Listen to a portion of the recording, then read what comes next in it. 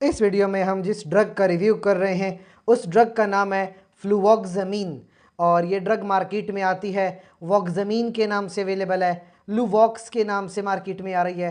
फ्लूवोक्समीन अपने नाम से भी मार्केट में है, 50 मिलीग्राम में अवेलेबल है। और बेसिकली ये ड्रग देखी जाए तो ये एक साइकोट्रोपिक ड्रग है। साइकोट्रोपिक से मुराद ये होता है कि ये अगर आप मेडिसिन लोगे ये जाएगी आपके ब्रेन में, इसका जो डायरेक्ट इफेक्ट है वो आपके ब्रेन में है।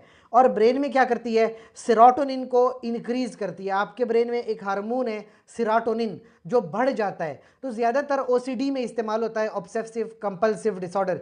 ये छोटे बच्चों को अक्सर ये बीमारी होती है कि वो एक काम बार बार कर रहे होते हैं, उनको लग रहा होता है कि उनका काम ठीक नहीं हो रहा, बार बार वो पेंसिल शॉर्प करते हैं, बार बार जो है वो अपने पेन को तरतीब से रखते हैं, बार बार जाके वो एक काम कर रहे हैं। अक्सर लोग जो है बार बार ताला लगाने जाते हैं कि यार मैंने ताला ठीक से लगाया नहीं लगाया। इस तरह की बीमारी को, नफ्सियाती बीमारी को ऑब्सेसिव कंपल्सिव डिसऑर्डर कहते हैं।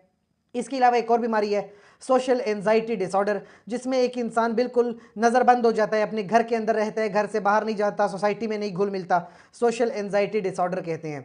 नफ्सियाती मसले मसाइल हैं तो ये मेडिसिन इस्तेमाल होती है और ये आपके ब्रेन में सेरोटोनिन को थोड़ा बढ़ा देती है और आपके ब्रेन को थोड़ा नॉर्मल हालात में लाती है।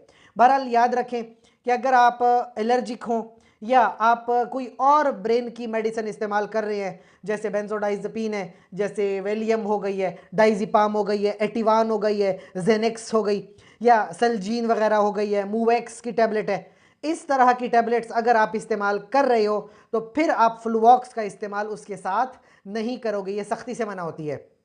इसका बेसिक काम जैसे मैं आपको समझा रहा हूँ कि आपके ब्रेन में सेरोटोनिन को बढ़ा रही है और ये बाकी ड्रग्स भी आपके ब्रेन में ही जाके काम करती हैं। तो अगर दोनों ड्रग्स आपके ब्रेन में जाएंगी तो फिर मसला हो सकता है।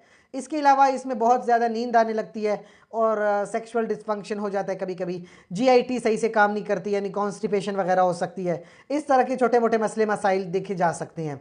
ब्लीडिंग के चांसेस कहीं कहीं देखे गए कि अक्सर लोगों को ब्लीडिंग होती है या स्टूल में ब्लड आ रहा है, सेरोटोनिन कभी कभी बढ़ जाती है, उल्टियाँ वगैरह भी आने लग जाती हैं।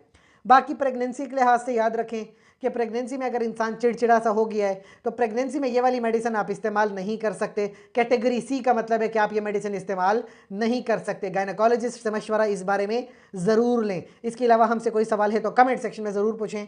शुक्रिया।